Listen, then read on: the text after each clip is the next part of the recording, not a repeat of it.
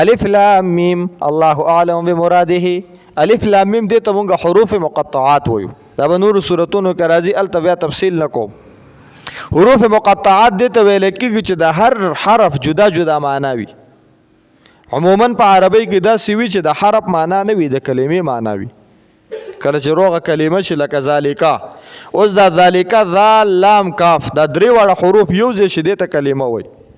د دې کلمې معنا وي، او د زال جدا معنا او د لام جدا معنا او د کاف جدا معنا. دا جدا معنی په لغت د عربی کې نه کیږي. حروف مقطعات هغه حروف دي چې دلته د حروف معنا وي. به طور مثال به طور تمثيل زتا ته تاسو به کتلی تاسو په دې دروازو باندې شنه لیکل وي پاکستان کې. هغه شنه لیکل شوی وي میم شین او مخه ته انسی لیکل، انسی چې ارسوي 40275 خو میم شین ور سره لیکل. دا میم شین دا حروف مقطعات دي. د میم نه مراد مردم او د شین نه مراد شمار. دا ایتا ته لیکل دي چې مردم شماري ستاده دروازې پوري دا 40275 کسانو مردم شماري شوی د په دې علاقه کې. نو دې ته حروف مقطعات ویل کېږي چې د میم ځان له معنا ده او د شین ځان له معنا ده. الف لام میم دا حروف مقطعات دي او دا حروف مقطعات یک حرفی قرآن کې شته. قاف نون دو حرفی شته د ح میم، درې حرفی شته د طا سین میم الف لام میم، څلور حرفی او پنځه حرفی دا په قرآن مجید کې کاف یا عین صاد دا په قرآن مجید کې ذکر دي. دی حروف مقطعات معنا څه ده؟ نو دویم قول دا دی چې د حروف مقطعات خپل معنا شته، خو د دې معنا چاته معلومه نه ده. بیا د دې معنا چاته معلومه نه ده. په دې باره کې دوه قول دي. یو خدا چې جمهور امت ته سره د رسول الله مبارکه د دې حروف مقطعات معنا معلومه نه ده ما سوا د الله د ذات نه. او دا الله جل جلاله د خپل د انسانانو د عجز د پاره چې دا تکبر ونه کی د الله جل جلاله د دې معنا پټه ساتلې ده. یو سړی به وای ډیر پوهه لرم ډیر لوی عالم یم، الله غل حد مقرر کړی دی چې تجاوز بنه کوي، تکبر بنه کوي. حدود شته، داسې حدود دي چې دا غینه مخکې ستا علم کار نه کوي.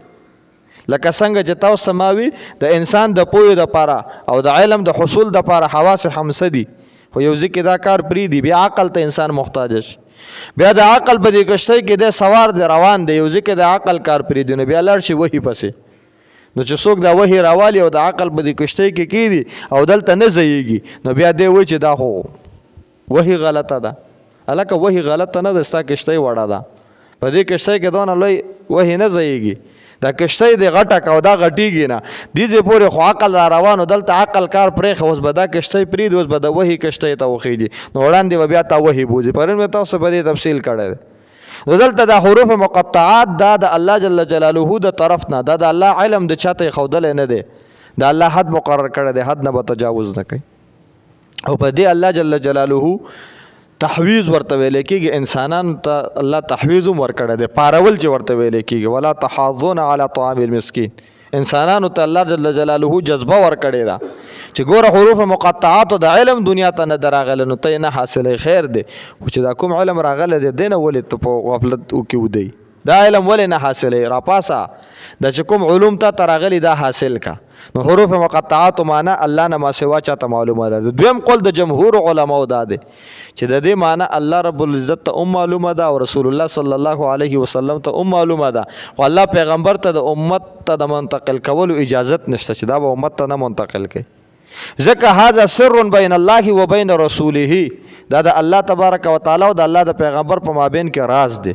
او راز خو دې ته ویل کېږي چې کله د دوړو کسانو په علم کې وي، لکه زما او د سعید په خپل مابین کې راز به الوي چې دې هم په خبردار وي، زه په هم خبردار یم چې دې غریب ته پته نشته نو دا زما د راز بیان دی، دا زما دی. نو دی وجه الله جل جلاله دا رسول الله مبارک ته خودل.